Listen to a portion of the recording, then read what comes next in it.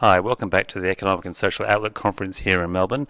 I'm with economist Professor Bob Gregory from the Australian National University. Thanks for joining us, Bob. Good, I'm glad to be here. We've just come from a session where the topic's been the slow wages growth in Australia and also globally.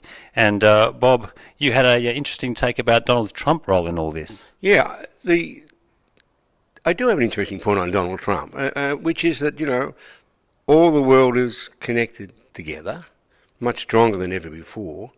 And when we look back over the last 2 decades, half our value of a wage growth here has come from our relationship with China.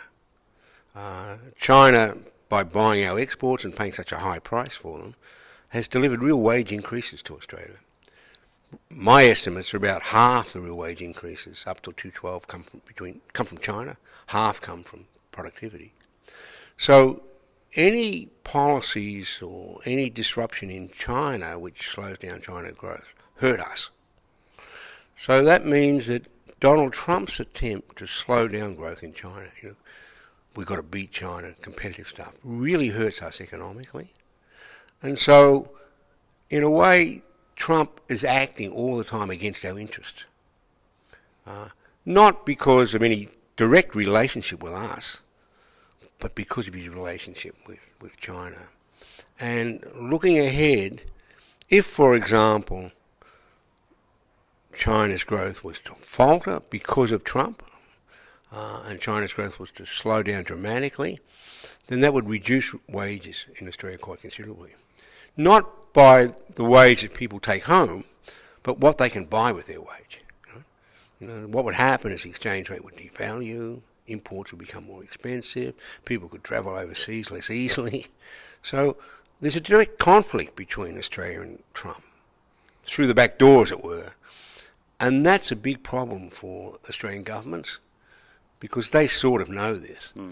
And they don't want to jump into the China camp because the American camp is so important culturally and defence-wise. And somehow or other we've got to balance this. And the problem can come out in the wage front quite dramatically. And people don't usually make that link. But it's a very big link for Australia.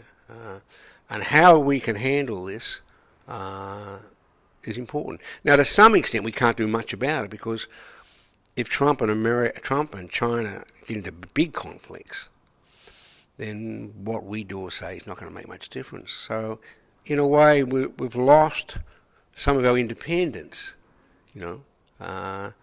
because of this conflict that's going on. What we want, which is pretty obvious, I guess, we want America to be rich, we want China to be rich. And this competition between the two, given that we sell primarily to one of them, is very bad for us.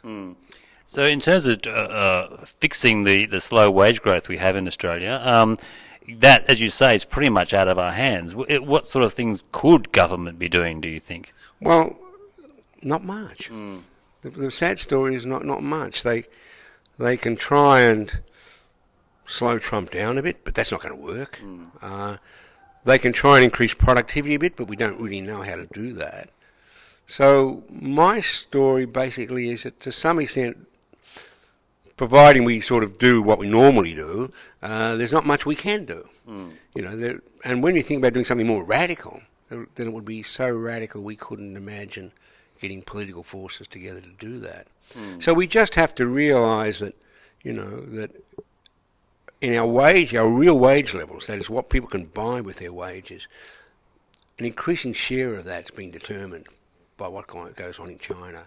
So it's not about me fighting with my employer over a fair share, because a lot of our real wage growth comes from the prices of things we buy, not only from the wage you and I agree on, and the prices of the things we buy through the exchange rate, basically being dominated by China. So you have to think about real wages now in terms of what the employer will pay me. That's point one, and the second point is what it will buy when I get the money, and what it will buy is increasingly becoming outside our hands, and that's the bit that Trump and China are causing us trouble over. I mean, Trump doesn't interfere with the negotiation between you and I. You give me 5%, that's fine. But what I can do with the 5% depends on Trump. Yeah, what you can buy with it. What I can buy with it depends on Trump. Because if he was successful in, say, stopping Chinese growth, then the price of our minerals would stop growing.